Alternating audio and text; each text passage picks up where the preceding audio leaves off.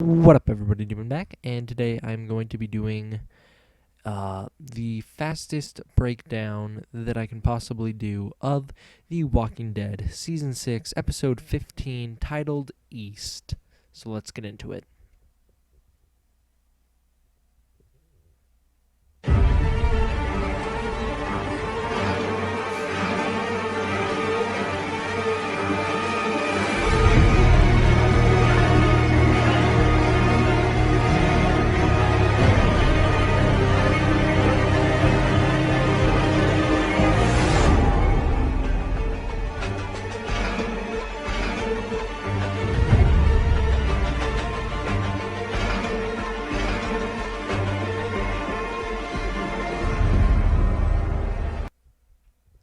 So, this episode picks up pretty much where the left off, with Carol on the run. So she stole one of the cars from outside the Alexandria gate, one of the ones with all the spikes in it. That comes into play later, and she heads off on the road. Meanwhile, the Alexandrians are living their lives. There's a shower scene with Glenn and Maggie. This is not a good scene. This is probably the worst way that they could have started an episode, just because you never want a happy moment in The Walking Dead. That is just a fact. And one of the interesting things about this scene is people noticed Maggie touches Glenn's head a lot, which is possibly foreshadowing his death that may or may not happen next episode. I hope it doesn't. I would rather Daryl take his place, but things are looking like it's going to be Glenn. Anyways, Daryl takes off out of the Alexandria gate, going to an unknown destination. Glenn, Michonne, and Maggie all see it, and Glenn and Michonne decide to go after him. Rosita tags along, and the three of them hit the road together. Rick finds out Carol left and starts freaking out. He says no one else is leaving. Everyone's stuck behind the wall because he doesn't want anyone else out there, except for him and Morgan, who decide to hit the road together. So now those two are off on their own, and they're just doing buddy stuff, looking for Carol. Speaking of Carol, she is driving the spiky car down the road, and all of a sudden this truck filled with saviors drives past, and they gun down.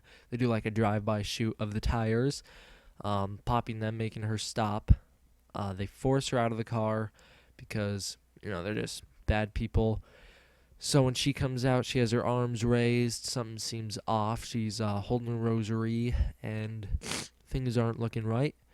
They keep pushing her, and she snaps. She actually winds up having a gun she sewed into her sleeve that she guns all the saviors down with. Quick thing to note, in this screenshot, you do see a savior with one of the spears from the hilltop, just showing that they do trade with the hilltop. So after Carol guns all them down, a couple of them survive. She's actually stuck behind a car, and she winds up driving a pole through one of the guys, one of the spiky poles through one of them. And the reason they actually gunned down the car and stopped her in the first place was because they recognized the car from Alexandria, because they do know where Alexandria is.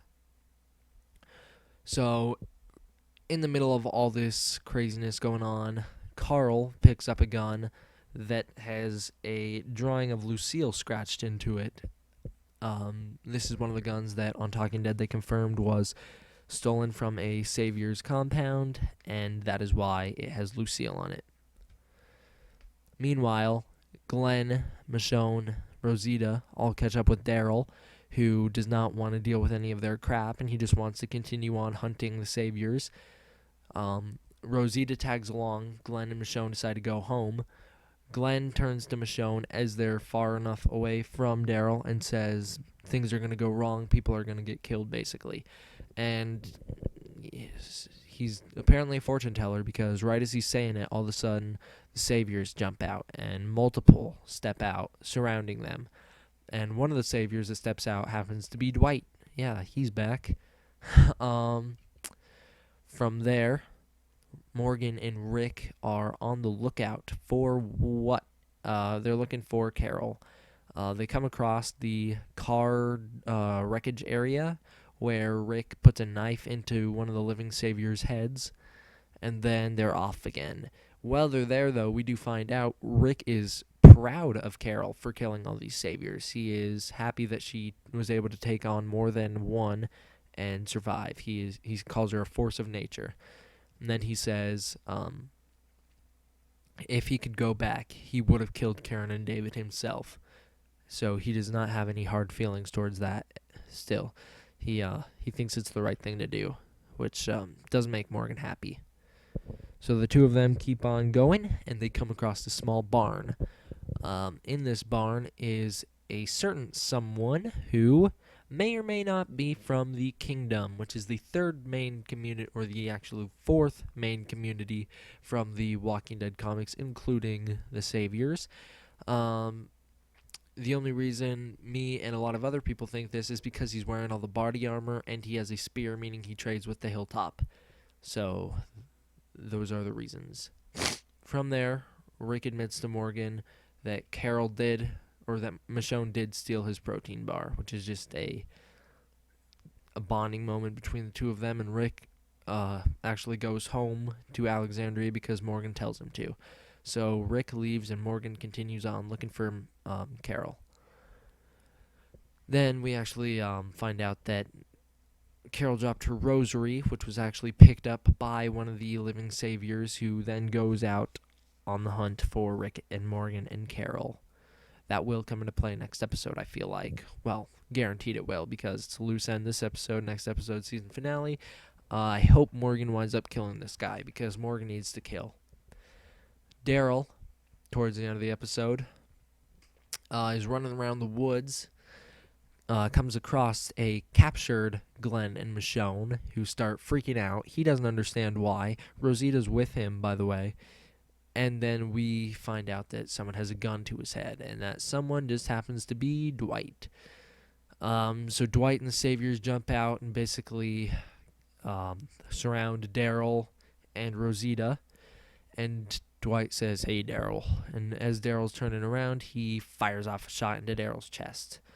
In reality, this would kill Daryl, but clearly it doesn't, because afterward Dwight says, "You'll be all right."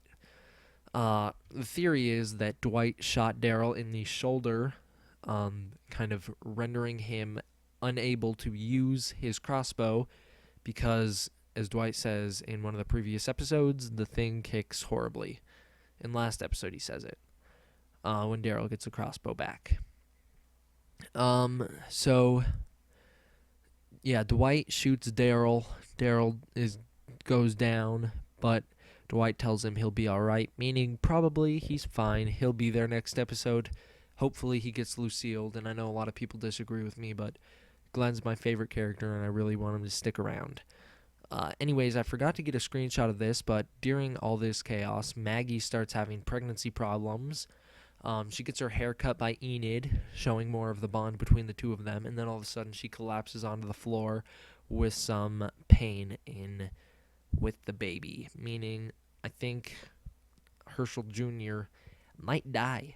The reason I think this is because Judith is still alive, and in the comic Judith is not, meaning Herschel Jr. doesn't need to be there because Judith is already there. They only need one baby to fill out any possible storyline from the comic that could play into the future.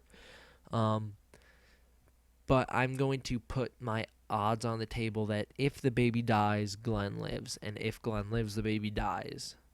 If the baby lives, Glenn dies. That's how I'm going to say it. So that's kind of my quick prediction for next episode.